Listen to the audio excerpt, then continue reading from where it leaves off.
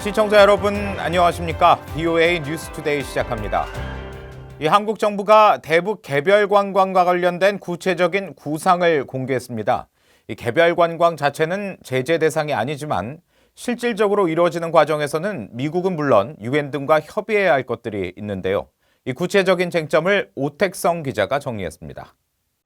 한국통일부가 세 가지 형태의 대북 개별 관광 구상을 밝혔습니다.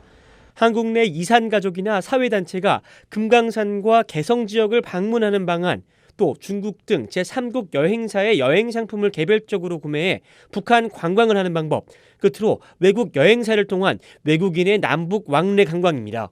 한국 정부는 이 같은 방안이 개별 관광인 만큼 유엔 안보리 제재 등을 위반하지 않는다는 입장이지만 미국, 유엔 안보리 등과 협의해야 할 사안은 남아 있습니다.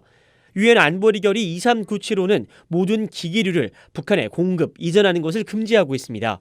휴대전화, 노트북 등을 들고 북한 관광을 가면 대북 제재를 위반할 가능성이 있다는 건데 때문에 관광 시 소지품 반입에 대한 유엔 안보리와의 협의가 필수입니다. 또 관광객들을 태운 버스가 DMZ를 통해 북한으로 넘어가기 위해서는 정전 협정에 따라 유엔사의 승인이 필요한 만큼 개별 관광을 위한 방북 경로 역시 한국이 유엔사와 협의해야 할 사안입니다. 미국 비자 발급 문제도 미국과의 협의가 꼭 필요한 부분입니다.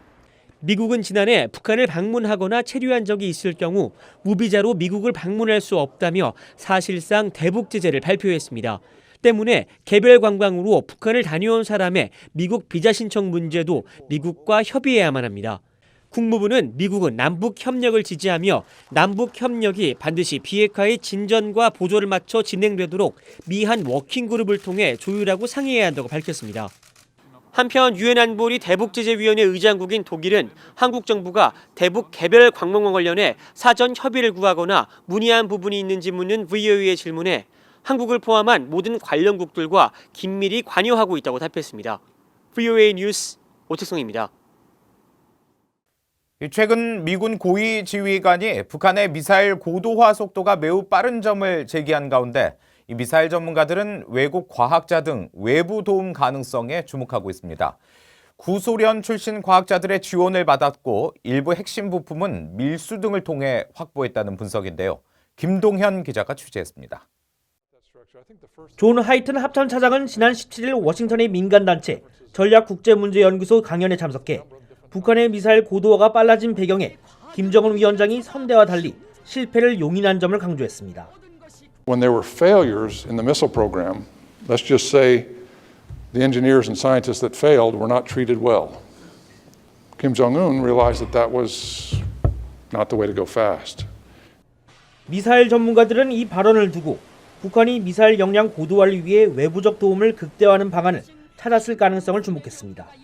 베넷 선임연구원은 20일 VOA에 자신이 면담한 북한 고위 망명자의 발언을 토대로 1990년대부터 약 100여 명 규모의 구소련 출신 핵 미사일 과학자들이 북한의 미사일 개발에 획기적인 도움을 줬다고 말했습니다. They were given a major role in the development programs in both areas and presumably they are still in North Korea. 베넷 선임연구원은 특히 김정은 시대에 들어서 외부 과학자들의 권한과 역할이 대폭 확대했을 가능성이 있다고 분석했습니다. 게리 세이모 전 백악관 대량살상 무기 조종관도 구소련 붕괴 이후 실직하게 된 구소련 출신 과학자들이 북한의 핵과 미사일 개발에 핵심적으로 관여한 것은 사실이라고 밝혔습니다. A number of Russian scientists, missile scientists, traveled to North Korea and provided technical information on missile design. 그런가 하면 북한이 핵심 부품 밀수를 통해 개발 속도를 높였을 가능성도 제기됐습니다. You don't need some secret scientist with a secret formula and then you get your rocket. No, you need the industry. You need a lot. 전문가들은 북한이 구소련과 미국에 비해 기반 산업이 열악한 점을 감안할 때 외부 과학자들과 부품 밀수를 통해 미사일 고도화를 추진하고 있는 것으로 추정하고 있습니다. VOA 뉴스 김동현입니다. 이 해외 전쟁에서 실종되거나 포로가 된 미군 관련 정보의 수집과 기밀 해제 절차를 간소화하는 법안이 미 상원에 이어 하원에서도 발의됐습니다. 민주당의 크리스 파파스 의원과 공화당의 러스 펄처 의원은 최근 이 같은 내용의 초당적 법안인 영웅들을 집으로 데려오는 법안을 상정했습니다. 이 법안은 국립문서기록관리청 산하에 실종 미군 기록 수집소를 설치해 관련 기록을 통합 관리하도록 하는 내용이 핵심입니다. 특히 독립적인 정부 부처 성격의 실종용사 기록검토위원회를 설립해 관련 기록을 분류 감식하고 기록의 기밀 해제 검토 업무를 담당하도록 했습니다. 지난해 북한의 대러시아 수입액이 4천만 달러를 넘겨 국제사회의 제재로 급감했던 북러 무역이 회복 조짐을 보이고 있는 것으로 나타났습니다. 국제무역센터의 자료를 확인한 결과 지난해 1월부터 11월 사이 북한의 대러시아 수입액은 4,217만 달러로 국제사회의 제재가 본격화된 2018년에 3,208만 달러보다 약 32% 증가한 것으로 집계됐습니다. 이 기간 북한이 가장 많이 수입한 물품은 광물성 연료로 석유 제품이 상당액을 차지했고 이어 동물성 유지와 제분 제품, 곡물이 뒤를 이었습니다. 지난 11개월간 북한과 러시아의 수출입액을 합한 무역액 총액은 4,448만 달러로 같은 기간 집계된 북중 무역액 25억 1,811만 달러와 비교하면 1.7% 수준입니다. 국제적십자연맹이 지난해 5월부터 10월까지 진행한 북한의 가뭄과 식량 부족 사태 대응 사업에 26만 달러를 지원했다고 밝혔습니다.